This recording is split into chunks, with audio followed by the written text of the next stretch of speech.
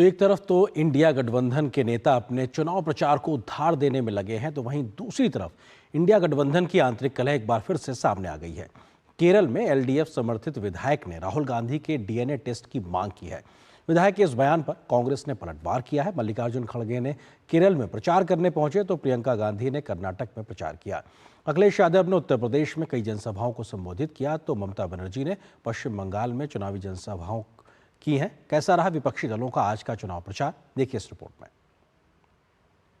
चुनावों की सियासी तपिश का असर इंडी गठबंधन पर दिखाई दे रहा है। गठबंधन के नेता भले ही रैलियां करके सत्ता में आने के लिए जनता से वोट मांग रहे हैं, लेकिन खुद गठबंधन के बीच की आंतरिक कलह रह रहकर सामने आ रही है। ताजा मामला है केरल का, जहां एलडीएफ यूडीएफ के बीच आरोप प्रत्यारोप का दौर जारी है। नीलांबुर से एलडीएफ समर्थित विधायक पीवी अनवर ने तंज कसते हुए कहा कि राहुल गांधी नेहरू परिवार के वंश के अनुरूप व्यवहार नहीं कर रहे हैं और इनके डीएनए की जांच होनी चाहिए। जवाब में कांग्रेस ने अनवर के बयान पर एलडीएफ सरकार को घेरते हुए कहा कि इस हरकत के पीछे खुद मुख्यमंत्री पिनराई विजयन हैं। कुछ दिनों से राहुल गांधी चतुर्थ श्रेणी के नागरिक बन गए हैं। उनको अपने नाम में गांधी नहीं लगाना चाहिए। क्या नेहरू परिवार का कोई आदमी ऐसा बयान दे सकता है? मुझे शक है। उनका डीएनए टेस्ट होना चाहिए। केरल में एलडीएफ यूडीएफ की कलह के बीच कांग्रेस अध्यक्ष मल्लिकार्जुन खड़गे राज्य में प्रचार के लिए पहुंचे।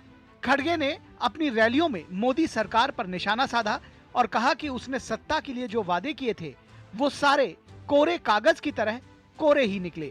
Kerala was known for development and democracy and they follow the constitution.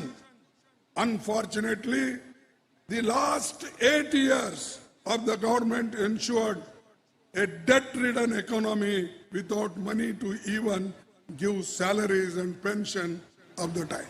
वहीं कांग्रेस महासचिव प्रियंका गांधी वाड्रा ने कर्नाटक में चुनाव प्रचार किया। प्रियंका गांधी ने चित्रदुर्ग और बेंगलुरु में चुनावी रैली कर अपने प्रत्याशी के पक्ष में मतदान की अपील की। उन्होंने भाजपा को घेरते हुए कहा कि जनता अब बदलाव की तरफ देख रही है। आप जानती हैं कि महंगाई कितनी बढ़ गई है। आप जानती हैं कि जब आपको दुकान जाना पड़ता है कुछ खरीदने के लिए तो कितनी मुश्किल होती है।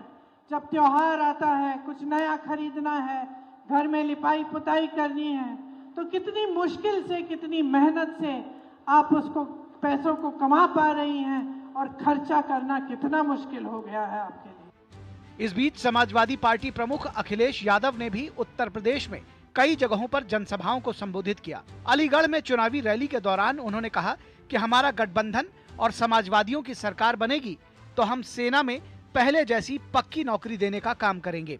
हमारी जानकारी में चीजें आ रही हैं, वो एक पे तो लड़ाई है, बाकी 79 सीटें बीजेपी हार रही है। चुनाव जो हारता है वो कुछ भी करता है, मरता क्या ना करता। इसके अलावा बसपा सुप्रीमो मायावती ने भी मेरठ में पार्टी प्रत्याशी के लिए वोट की अपील की। इस दौरान उन्होंने कहा कि भाजपा कांग्रेस और उनके गठबंधन को सत्ता में आने से रोकना बहुत ही जरूरी है।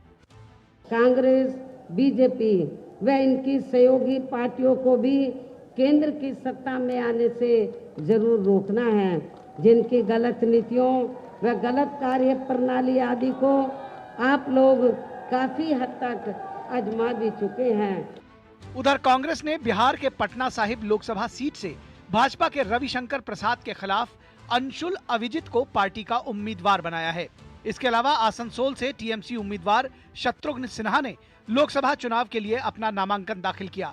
इस दौरान उन्होंने अपनी जीत का दावा किया। वहीं पश्चिम बंगाल की मुख्यमंत्री और टीएमसी प्रमुख ममता बनर्जी ने राज्य में चुनावी जनसभाएं करते हुए पार्टी के उम्मीदवारों के पक्ष में वोट डालने की अपील की। वहीं अनंतनाग से पीडीपी प्रमुख महबूबा मुफ्ती ने चुनाव प्रचार करते हुए कहा कि घाटी के विकास के लिए हमारी जीत जरूरी है। लोकसभा चुनाव के लिए प्रचार अभियान लगातार जोर पकड़ता जा रहा है। अपने उम्मीदवारों की जीत के लिए राजनीतिक दलों ने पूरी ताकत झोंक दी है। Bureau report, DD news.